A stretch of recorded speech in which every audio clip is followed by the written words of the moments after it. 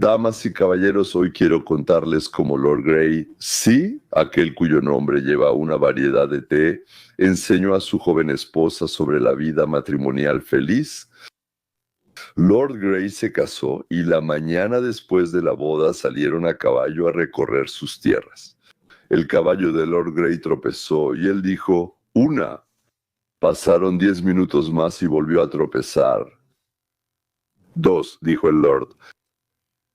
La tercera vez, el Lord se bajó del caballo, sacó una pequeña pistola, se la puso en la oreja y disparó. "Lord", gritó Lady Grey. "¿Se ha vuelto loco?". "Una vez", dijo el Lord. Los esposos vivieron hasta la vejez sin pelearse ni una sola vez. Recordé esa historia infantil cuando Donald Trump anunció que Irán tenía 40 días. ¿Recuerdan lo que pasó el día 41? Ahora Donald Trump le dio a Rusia 50 días. Bueno, después de todo, el país es más grande que Irán, ¿verdad? Y hay idiotas que ya están preguntando, ¿y qué pasará el día 51?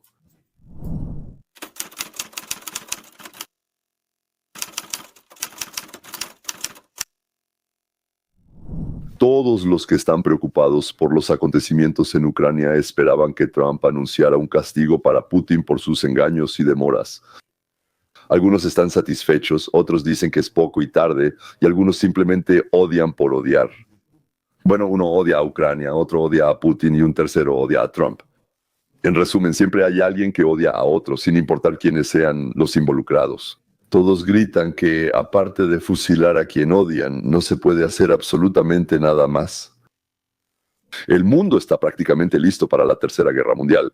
En realidad, China tiene problemas económicos y además el poder de su secretario general está tambaleándose.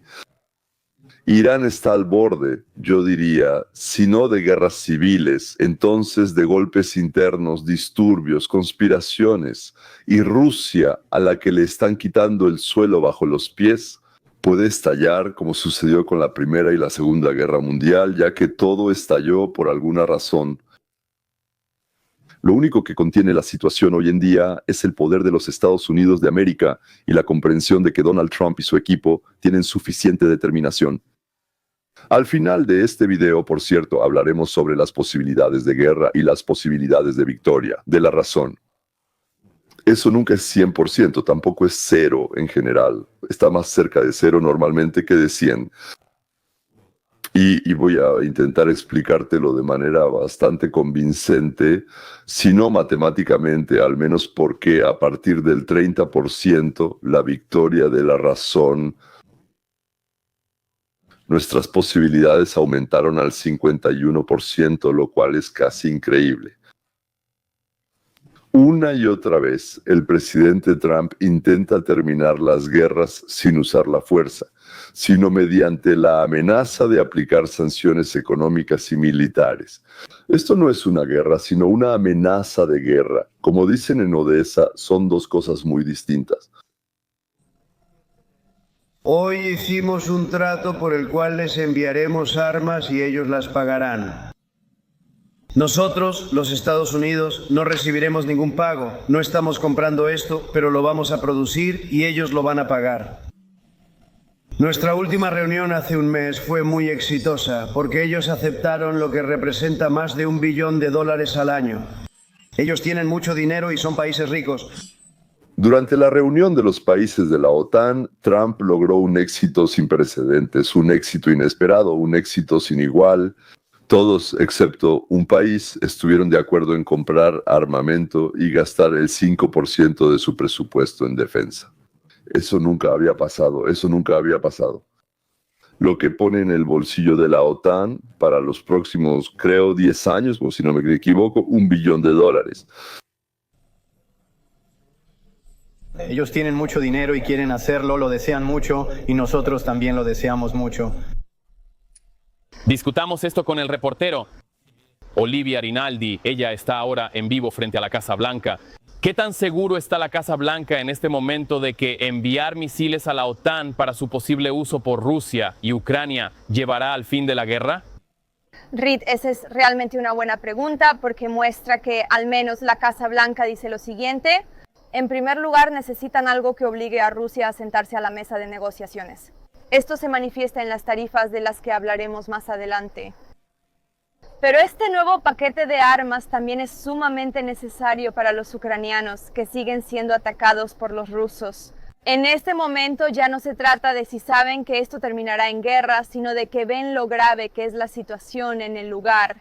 El presidente está modificando su posición sobre el apoyo a los ucranianos. Recuerden que antes él afirmaba que no habría más ayuda militar para Ucrania. Y ahora de repente él está aquí en la Casa Blanca junto con la secretaria general de la OTAN anunciando un nuevo paquete de armas que básicamente planea enviar a la OTAN. Y luego los países europeos miembros de la OTAN lo pagarán y lo enviarán a Ucrania. Es una forma complicada de resolver el tema, pero esencialmente protege políticamente a Trump de su promesa de no enviar ayuda militar a Ucrania, pero al mismo tiempo le proporciona a Ucrania las armas que necesita urgentemente, ya que sigue siendo atacada por misiles rusos. Trump no quería enviar armas a Ucrania, ya que Ucrania tenía objetivos poco realistas, como liberar el 100% de su territorio de los invasores.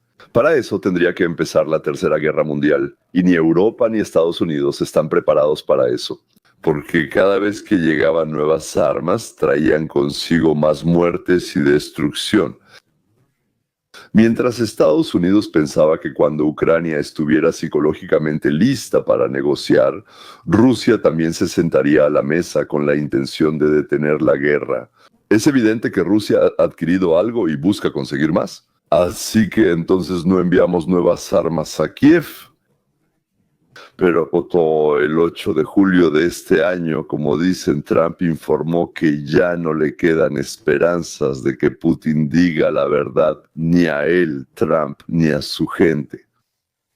Y llegó el momento de pasar de la diplomacia a la presión.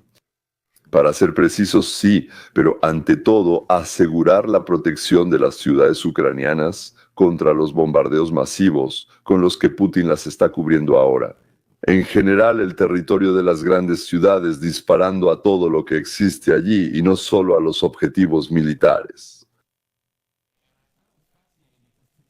Y me pareció muy interesante porque hoy fue una especie de momento de consolidación de la decepción en Vladimir Putin.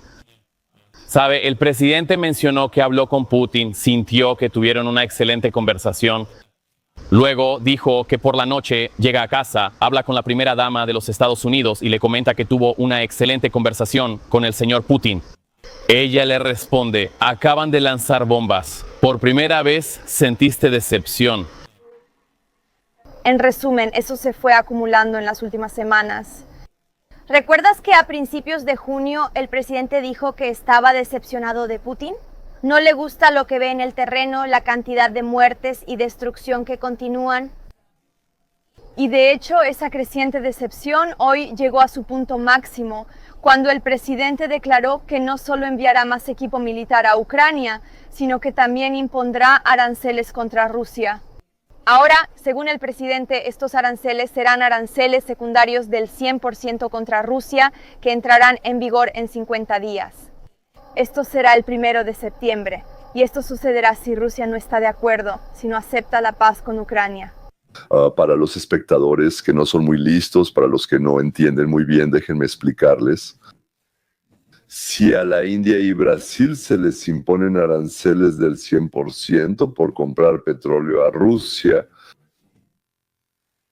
¿no les gustaría que estos países se acercaran a Putin y le dijeran que o deja de pelear o se van con otros proveedores? ¿O prefieren actuar como trolls y patrulleros? Escriben en los comentarios, otra vez aplazamiento, hay que atacar ahora. Bueno, eso demuestra que o no tienen cerebro, ¿verdad? O que les pagan para copiar y publicar, no para pensar. Si eso no sucede para entonces, por todos los indicios, no vemos ningún intento por parte de los rusos, primero, de reducir los ataques con misiles y segundo, de sentarse a la mesa de negociaciones con los ucranianos. Sabemos que su objetivo era obtener más territorio, conservar los territorios ya ocupados y arrebatar aún más a Ucrania antes de volver a las negociaciones. El presidente anunció que se implementarán aranceles secundarios del 100% a partir del 1 de septiembre. Esto sucede en paralelo con lo que ocurre en el Senado de Estados Unidos, donde se considera un proyecto de ley sobre sanciones contra Rusia. Y debo señalar que tiene 85 coautores de representantes de ambos partidos. Hoy en día realmente es difícil encontrar algo en lo que el Congreso esté unánimemente de acuerdo en Washington, pero parece que ahora son las sanciones adicionales contra Rusia. El presidente dijo que la Organización de las Naciones Unidas aún no considera necesario imponer un arancel del 500% a los países que importan uranio, gas y petróleo rusos. Sin embargo, esa opción permanece disponible en caso de ser requerida. Y de hecho, el senador Thune, líder de la mayoría republicana en el Senado, estará hoy más tarde en la Casa Blanca para discutir este proyecto de ley. Sobre las sanciones, además de los aranceles secundarios mencionados por el presidente hoy. Así que aquí hay muchas piezas en movimiento. Pero respondiendo a tu pregunta, sí, esto es la culminación de una gran decepción de este presidente hacia el presidente ruso Vladimir Putin. Trump, como presidente, tiene derecho a imponer aranceles de hasta el 100%. Por lo tanto, mientras el Congreso no haya aprobado esta decisión, Trump no puede imponer más del 100% y él impone el máximo del 100%. ¿Cuántos idiotas escribieron que, el Congreso quiere 500 y él solo 100? Todavía no existe esa ley. Si llega a haber, hay que hacerlo cuando pase el proyecto de ley, no con la ley que implementará más.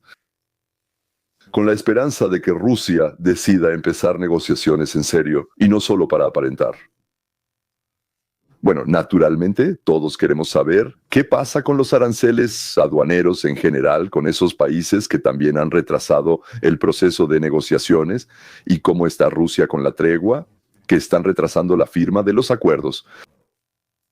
Pero preguntaron cuándo comenzaría él a hacer acuerdos. Por la mañana ellos dijeron, ¿cuándo empezará él a cerrar acuerdos? La próxima vez podríamos decir que no.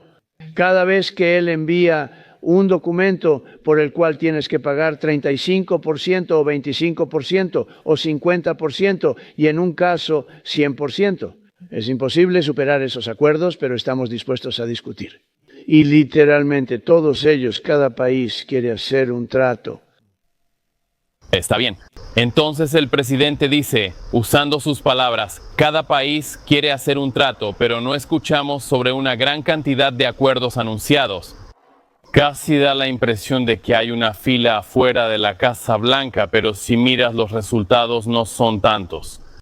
No, en realidad, Sechika, según la Casa Blanca, solo lograron cerrar 2 acuerdos, uno con el Reino Unido y otro con Vietnam. Aunque respecto al acuerdo con Vietnam, todavía estamos esperando más detalles sobre sus condiciones específicas. Sabemos que se trataba de barreras no arancelarias que según ellos serán eliminadas, pero aparte de eso hay muy pocos detalles. La Casa Blanca afirma que después de enviar estas cartas, los países literalmente harán fila para cerrar un acuerdo con Estados Unidos. Esto se hace precisamente para presionar a esos países, advirtiéndoles sobre las consecuencias que enfrentarán. Pero mire, no hemos visto ni un solo acuerdo real desde que estas cartas empezaron a enviarse la semana pasada.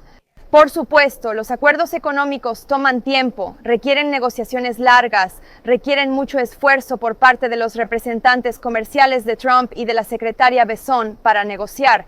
Pero hasta donde vemos, no hubo esa reacción inmediata que quería el presidente. Bueno, el 1 de agosto ya está cerca, solo faltan un par de semanas. Veremos qué pasa hasta entonces, si logran cerrar algún acuerdo económico. Y aquí está la entrevista para Times Radio, de la que ya les hablé. Tiene 1,5 millones de suscriptores. En general trabajan para medio mundo. Con el ex primer ministro de Rusia, Mikhail Kasyanov, sobre cómo las sanciones afectan al régimen de Putin y a la Rusia actual. No creo que esto cambie la situación, no pienso que esto cambie la situación, y considero que Putin continuará con su invasión.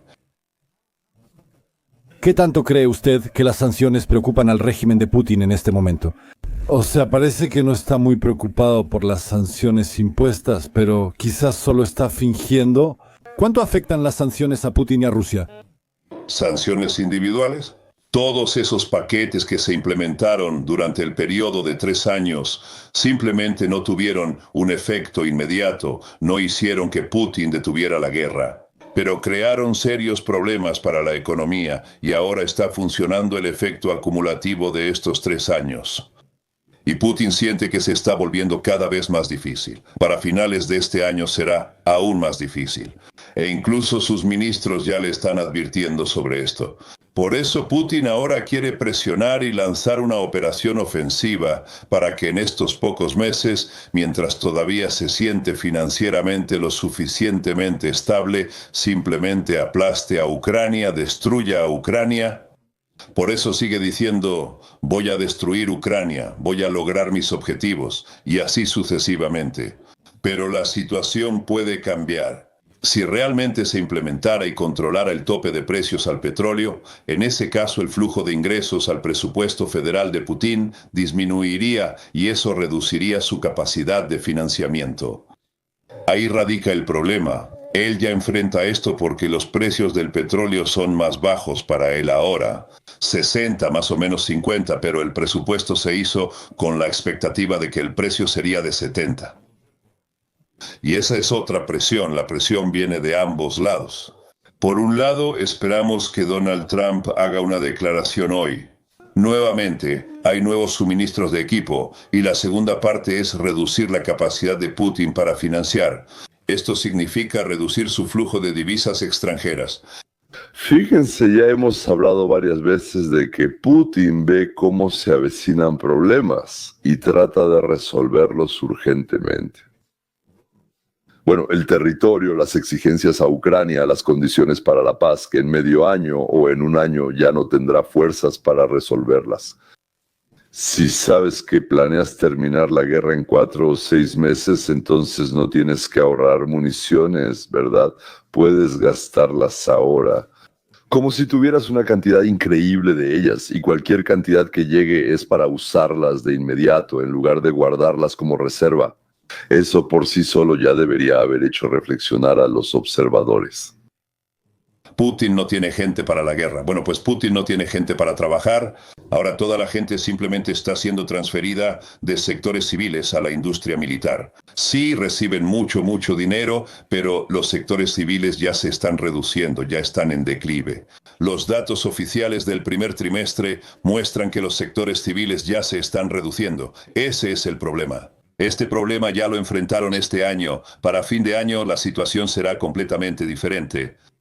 Es decir, si Ucrania resiste, si Rusia no conquista Ucrania. ¿Cree que para finales del año tal vez Putin incluso tendrá que pedir la paz porque no podrá seguir haciendo lo que está haciendo?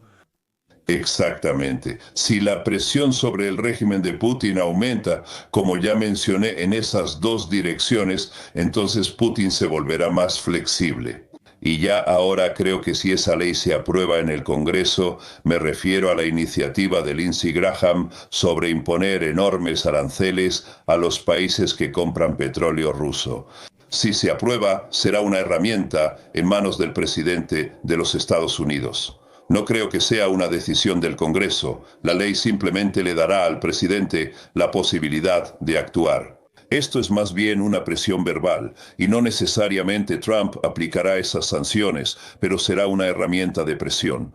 Por supuesto, esto no hará que Putin se siente inmediatamente a la mesa de negociaciones, pero será una presión real como potencial, y diría yo, una sanción real que le creará un gran problema. Casiano cree que Putin no se apresurará a hacer concesiones cuando se implemente la nueva ley de Graham. Ahora ni siquiera hablamos de la ley de Graham, sino de las sanciones al 100% de Trump que entran en vigor el 1 de septiembre. Pero para entonces la ley ya estará lista. Pero si los países que compran petróleo y gas ruso empiezan a rechazar el petróleo ruso, de nuevo, y agrego de mi parte, Si los ucranianos logran destruir con éxito los petroleros ilegales que transportan petróleo no autorizado, es decir, sancionado desde Rusia, para finales de 2025, Putin empezará a tener serios problemas en la industria y en las finanzas. ¿Y qué hay de un posible conflicto entre Rusia y la OTAN? ¿Tal vez eso le convendría a Putin? ¿Tú crees eso? ¿Tú le crees a Putin? ¿Usted cree en eso? ¿Cree que Putin empezaría una guerra con un país de la OTAN? Yo creo que esa situación solo podría hacerse realidad si Occidente le permitiera a Putin destruir Ucrania. Y si Putin ganara esa guerra victoriosa contra Ucrania, entonces de inmediato se tragaría a Moldavia, que está cerca y es un país pequeño. Luego, pondría a prueba el artículo 5 del Estatuto de la OTAN para comprobar su funcionamiento. Incluso entre los países que no forman parte de la OTAN hay un debate sobre si algunos países están listos para ir a Polonia, por ejemplo, o si Estonia solo lucharía del lado de la OTAN. Putin quisiera comprobar si esto realmente funciona, pero incluso entre los miembros de la OTAN no todos creen que funcione. Esa posibilidad existe, no necesariamente una invasión de tanques, sino otra forma de hacer la guerra. O sea, organizar un movimiento en Lituania, Letonia, iniciar enfrentamientos allí entre quienes quieren una alianza con Rusia y quienes supuestamente son nacionalistas, pagarle a ambos bandos por esos enfrentamientos. Luego, entonces, disfrazar a los militares rusos con chamarras acolchadas y tenis y enviarlos, llamándolos ya no hombrecitos verdes, sino hombrecitos marrones o amarillentos y manchados. Y tomar el poder en Lituania, Letonia o Estonia. Y luego separarse de la OTAN, o tal vez, lo que sería aún más interesante, obtener acceso a todos los secretos de la OTAN a través del país capturado. ¿Y qué opinan los directivos del Instituto para el Estudio de la Guerra en Washington? Por cierto, su director es el general Kane, ya les he hablado de él, quien rechazó 3 veces. 3 presidentes diferentes le ofrecieron ser ministro de las Fuerzas Armadas, ministro de Defensa en sus gobiernos. Él rechazó 3 veces. Bueno, esto es lo que él piensa sobre todos estos temas. Bueno, creo que estamos viendo un punto de inflexión importante. Creo que estamos presenciando un momento crucial en esta guerra. El presidente llegó al poder con el deseo de establecer la paz, especialmente entre Ucrania y Rusia. Ucrania, después de cierta incertidumbre en la oficina oval, aceptó un alto al fuego sin ninguna condición. Putin lo pospuso durante meses y el presidente mostró una enorme paciencia, principalmente porque cuando hablan entre ellos, Putin se comporta de manera cortés. Habla sobre el beneficio económico mutuo. Dice, yo también estoy interesado en la paz, igual que usted, señor presidente. Pero luego Putin actúa con dureza en el campo de batalla. La realidad es que él solo ha intensificado la guerra, especialmente contra los civiles, como todos hemos presenciado. Y los últimos días han demostrado la culminación de esta magnitud y el alcance de esta escalada. 500 o 600 objetos en el cielo, en su mayoría dirigidos a objetivos civiles. Así que el presidente siente frustración. Putin quería que él se sintiera frustrado, quería que el presidente se alejara de Dano y dejara de apoyar a Ucrania simplemente por frustración y la dejara sola. Pero eso no está pasando. Aunque logró su objetivo de frustrar al presidente, el presidente no retrocede. De hecho, saben, él va a cambiar en cierto modo el curso de la guerra, porque va a hacer 2 cosas. Primero, va a aumentar la ayuda militar y va a permitir que los europeos compren nuestros sistemas de armamento. Ellos tienen el dinero para eso y o bien permitirán que Ucrania los compre directamente o ellos mismos se los entregarán a Ucrania. Fortaleceremos las capacidades militares de Ucrania. Y créanme, Putin está observando muy de cerca los resultados en el campo de batalla, porque eso es en lo que él está enfocado. Y también daremos permiso al Senado y en última instancia a la Cámara de Representantes. Y los europeos harán lo mismo para imponer sanciones bastante severas, especialmente contra aquellos que compran petróleo ruso. Son China, India y Brasil. Lo más importante aquí fue la declaración de que Europa impondrá sanciones a los países que compran recursos energéticos rusos. ¿Cómo se van a imponer sanciones a sí mismos? La verdad, no lo entiendo muy bien. Pero China, India y Brasil probablemente lo están pensando y se comunican entre ellos de alguna manera tras bambalinas. No lo sé, pero parece que se han encontrado algunas otras fuentes alternativas de petróleo y gas rusos. Así que ambas cosas juntas son como un 1-2. Entonces, juntos estos dos pasos representan una especie de doble golpe para afectar directamente el problema con Rusia en el campo de batalla, así como su fuente de ingresos, que obviamente es sumamente importante para que sus tropas se mantengan entrenadas y bien equipadas. En mi opinión, este es un momento crucial que ocurre como resultado de las negociaciones fallidas con Putin. ¿Para qué se utilizarán nuestras armas? Ucrania ha logrado algo notable. Ucrania está llevando a cabo una defensa exitosa y sobresaliente contra una fuerza que la supera en número 2-1 en tierra. Y Putin ha intensificado los ataques contra la población civil, lo cual en sí mismo es un crimen de guerra. Y ha aumentado la cantidad de secuestros de niños y su traslado a Rusia. Hablamos de alrededor de 20.000 personas. Eso es simplemente horrible si lo piensas. Así que sí, ¿por qué lo hace y por qué el énfasis en los civiles? Él quiere quebrar la voluntad del pueblo ucraniano y minar su apoyo al gobierno y a la guerra para que levanten las manos y digan basta. Y eso obligará a Zelensky a hacer concesiones importantes a los rusos. Y esto no sucede porque el pueblo ucraniano sea inquebrantable. Todavía apoyan a Zelensky. ¿Desean un acuerdo de paz y terminar la guerra? Claro, pero no bajo las condiciones de los rusos. En Estados Unidos entienden claramente tanto la situación militar como la psicológica. Y Kane es una persona cercana a Trump y su asesor, así que pensar que Trump es ingenuo y no entiende la situación es bastante tonto. Bueno, sobre la idea de que Trump es al mismo tiempo un agente Krasnov, ni siquiera voy a hablar. Solo completos idiotas que terminaron instituciones de educación superior donde les lavaron el cerebro durante muchos años y los entrenaron para ser parte del rebaño. ¿Solo ellos pueden creer en eso? China y al menos ciertamente China y al menos Corea del Norte están ayudando a Rusia con soldados. ¿Cómo percibe la presidenta la participación de China en esto? La participación de China ha sido muy integral.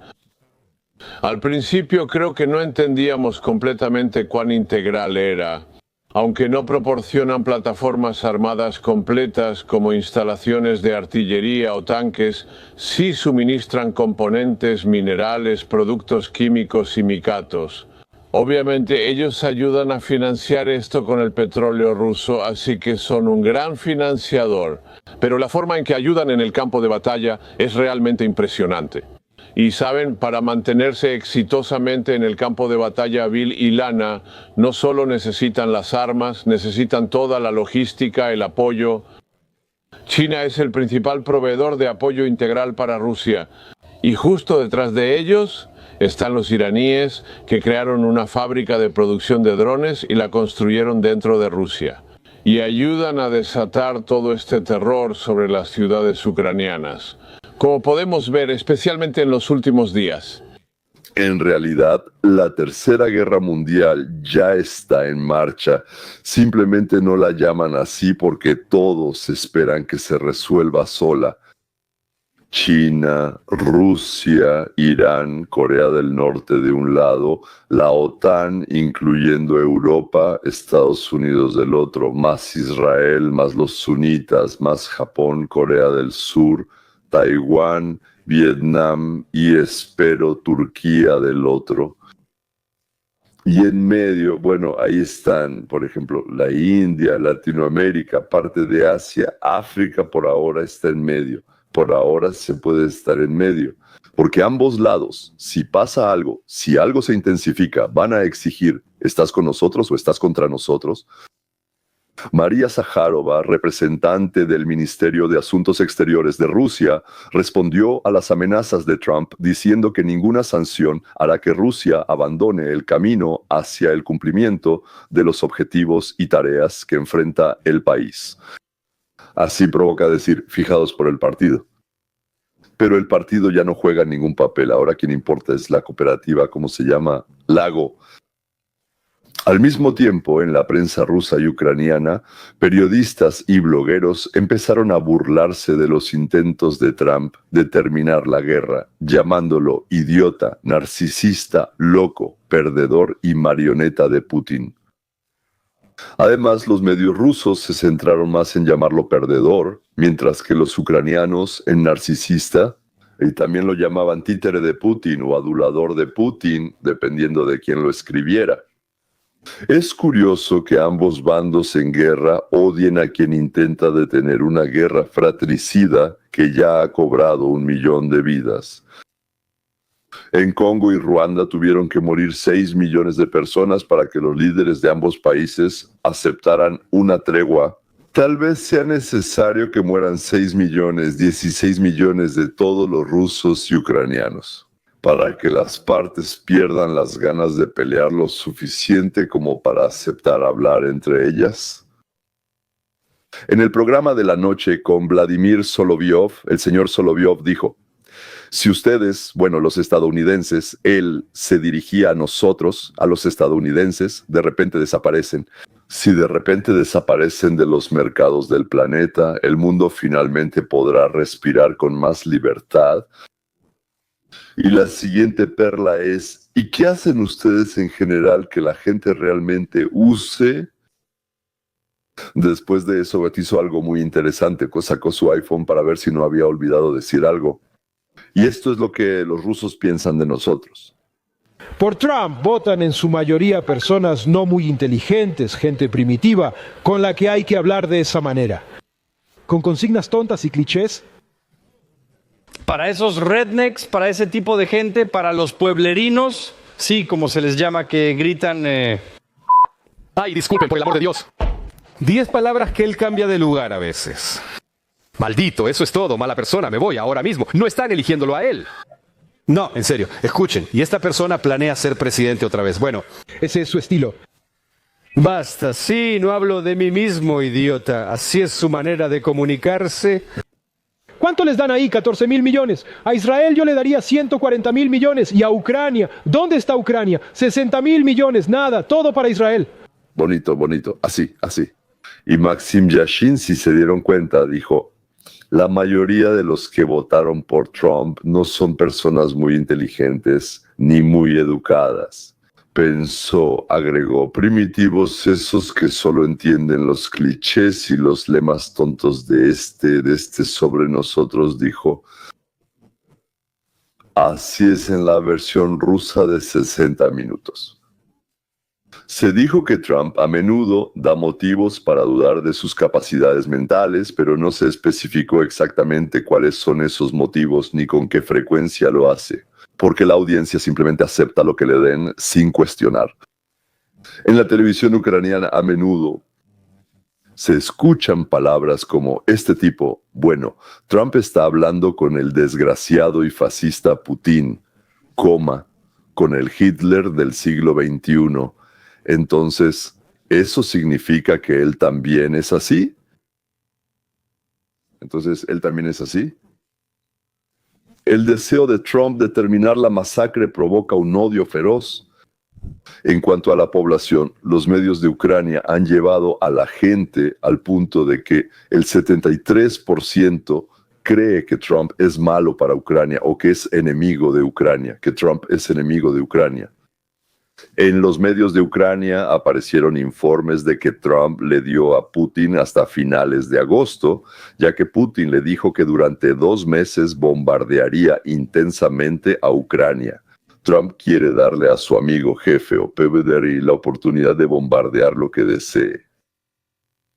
Otras fuentes dicen que Putin le informó a Trump que después de conquistar los territorios de las regiones de Lugansk, Donetsk, Kherson y Zaporilla, se detendrá y tomará lo que ya está escrito en la Constitución rusa y no avanzará más allá.